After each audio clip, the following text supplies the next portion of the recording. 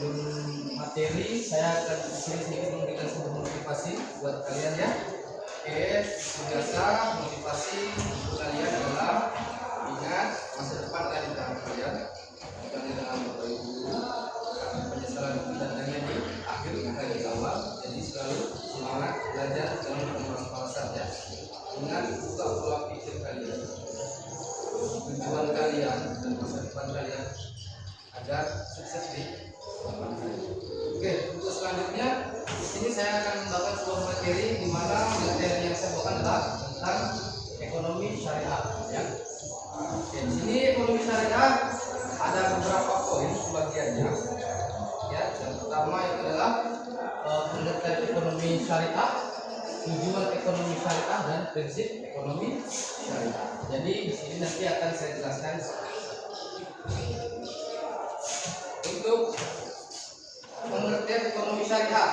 Ya, di sini ekonomi syariah adalah sistem kegiatan ekonomi yang berdasarkan pada ajaran Islam, ya, bersumber dari Al-Quran atau hadis, ijma dan qiyas dengan tujuan untuk mencapai kesejahteraan umat Allah, umat Islam yang baik di dunia maupun di akhirat. Ya.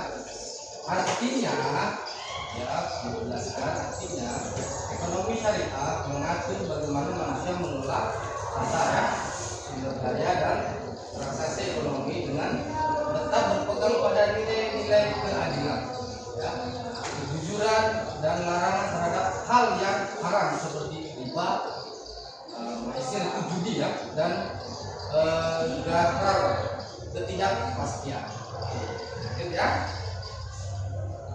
Yang selanjutnya adalah sejarah ekonomi syariah di Indonesia. Jadi kamu harus tahu ya, munculnya ekonomi syariah di Indonesia. Ada bank syariah itu ada ya. Oke, yang pertama itu adalah masa Rasulullah SAW 610 sampai 632 Masehi. Di sini dijelaskan pada masa Nabi Muhammad SAW prinsip ekonomi syariah telah diterapkan secara nyata dalam kehidupan masyarakat Madinah. Beberapa praktik ekonomi yang dilakukan saat itu antara lain ya, yang pertama itu barang riba atau bunga ya, dalam transaksi keuangan. Yang selanjutnya jual beli yang jujur dan adil. Ya, yang selanjutnya zakat dan sedekah sebagai alat distribusi kekayaan. Dan yang terakhir pendirian pasar Madinah yang bebas dari monopoli dan penipuan. Dan penjelasannya di sini,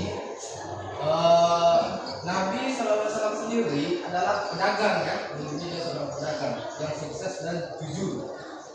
Amin. Beliau memberikan contoh bahwa kegiatan ekonomi adalah bagian dari ibadah selama dilakukan dengan yang baik dan sesuai syariat. Amin ya. Jadi selanjutnya ini ada tanda yang pertama.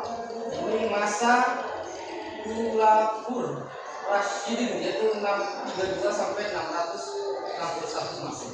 Jadi ada sedikit ya. Setelah wafatnya Rasulullah, sistem ekonomi Islam terus dikembangkan oleh para khalifah. Pertama ini Abu Bakar Rashid menjaga agar zakat tetap ditegakkan bagi seluruh umat Islam. Yang kedua, Umar bin Khattab ya, membentuk Baitul Mal, perbendaharaan negara ya, untuk mengatur keuangan publik, zakat dan pajak. Yang ketiga, Utsman bin Affan ya, dan Ali bin Abi Thalib itu memperkuat sistem perdagangan dan kepemilikan tanah. Ini penjelasannya kepada masyarakat. Lembaga keuangan negara melalui tertata rapi dan prinsip keadilan ekonomi. Dan prinsip keadilan ekonomi dijalankan dengan kesejahteraan. Oke, kita selanjutnya. Ini masa Khalifah Islam di 661 sampai 1000 panjang. Karena didominasi dan sekuler yang menyingkirkan nilai-nilai Islam dalam praktik ekonomi. Nah, di poin kelima di sini ada kebangkitan ekonomi syariah. Di sini mulai muncul ya. Ekonomi syariah modern itu pada abad ke-20 sampai sekarang.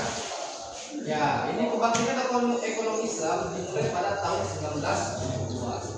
Ditandai dengan berdirinya pertama bank Islam pertama di dunia. Nah, yaitu pertama di mana, di Dubai, dan Islamic Bank pada 1975. Yang kedua diikuti oleh Bank Muhammad Indonesia pada 1991 sebagai pelopor perbankan syariah di Indonesia. Dan muncullah asuransi syariah, itu reksadana syariah kan, sukuk obligasi syariah. Ini penjelasannya. Ekonomi syariah berkembang pesat di berbagai negara termasuk Indonesia, Malaysia, dan Timur Tengah. Bahkan ekonomi syariah diakui secara global sebagai sistem keuangan yang etis dan berkeadilan. Good. Setelah itu muncullah ekonomi syariah di Indonesia. Diperkenalkan sejak 1980-an, melalui diterapkan secara resmi sejak 1992 dengan berdirinya Bank Muamalah. Ini saat ini Indonesia memiliki Bank Syariah Indonesia atau yang sering disebut BSI sebagai bank syariah terbesar. Ya, dan selanjutnya pemerintah juga mendukung melalui Komite Nasional Ekonomi dan Keuangan Syariah yang sering disebut KNEX, ya, untuk memperkuat ekosistem syariah nasional. Itu sejarahnya ekonomi syariah di Indonesia. Oke, kita lanjut. Yang kedua, itulah tujuan ekonomi syariah. Pasti tujuannya ekonomi syariah. Ekonomi syariah tidak hanya mengajar keuntungan materi, tetapi juga menekankan nilai spiritual, keadilan, dan kesejahteraan bersama, yaitu falah. Tujuan utamanya adalah menciptakan sistem ekonomi yang adil, berkelanjutan, dan membawa keberkahan sesuai dengan ajaran Islam. Jadi seperti itu. Ekonomi syariah itu dia tidak mencari keuntungan, tapi dia bagi hasil, ya, bukan seperti kayak bank-bank profesional. Kalau menurut bank syariah, kalau dia mencari keuntungan itu sama dengan Oke, sini ada penjelasannya lagi. Pertama, tujuan ekonomi syariah itu ada beberapa poin. Yang pertama itu mewujudkan kesejahteraan dunia dan akhirat. Kepala. Penjelasannya, orang yang berbisnis atau bekerja dengan jujur tanpa riba dan penipuan tidak hanya mendapatkan keuntungan di dunia tapi juga lagi ya. Yang kedua, menegakkan keadilan ekonomi dan sosial.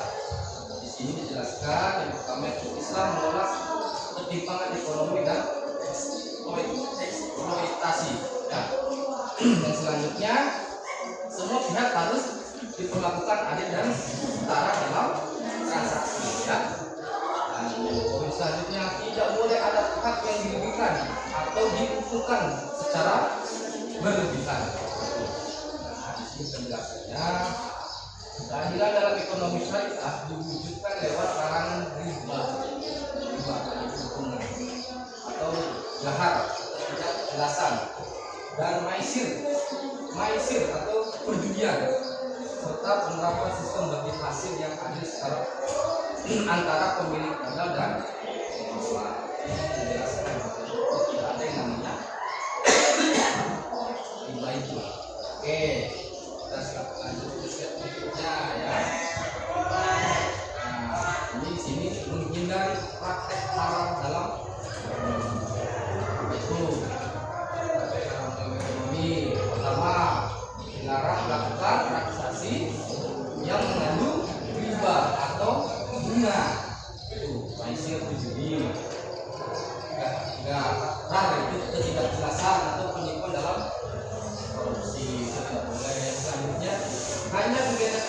yang halal dan bermanfaat yang diperbolehkan ya. Jadi biasanya tujuan ini menjaga agar kegiatan ekonomi tetap bersih, jujur dan tidak menimbulkan mudarat bagi masyarakat ya. Nah, ini yang terakhir adalah prinsip ekonomi. Kenapa? Dijelaskan prinsip ekonomi syariah adalah aturan dasar yang mengatur seluruh aktivitas ekonomi agar sesuai dengan ajaran Islam.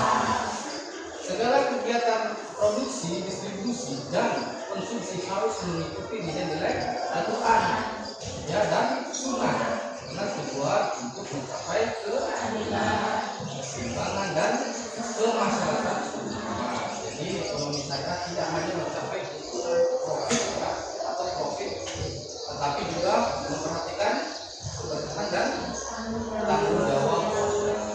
Lanjut ya. Kita lanjut. Oke.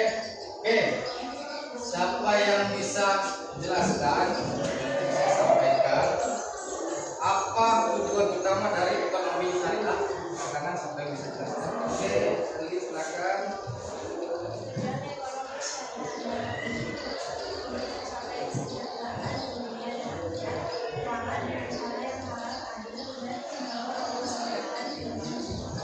Oke, betul sekali. Oke, yang kedua, apa perbedaan utama antara ekonomi syariah dan ekonomi konvensional? Siapa yang bisa jawab? Ya, silakan dijawab. Ekonomi syariah menandakan nilai-nilai Islam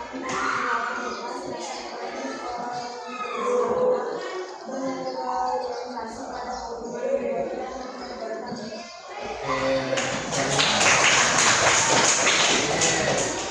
Selanjutnya siapa yang bisa jawab? Mengapa ekonomi syariah dianggap lebih beretika dibandingkan ekonomi konvensional? Karena ekonomi syariah menekankan nilai moral, kejujuran, dan tanggung jawab sosial. Tujuannya bukan hanya keuntungan materi, tetapi juga keberkahan dan kemaslahatan umat. Oke, baik, tepuk tangan dulu.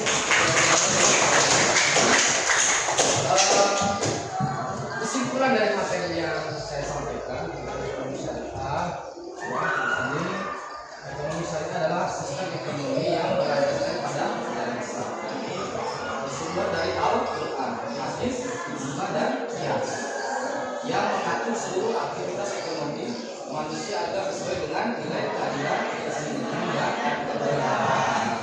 Tujuan utamanya bukan hanya untuk mencapai keuntungan materi, tapi juga untuk memperoleh kesejahteraan lahir dan batin. Kesejahteraan di dunia sekaligus sebagai di akhirat. Oke, terima kasih ya.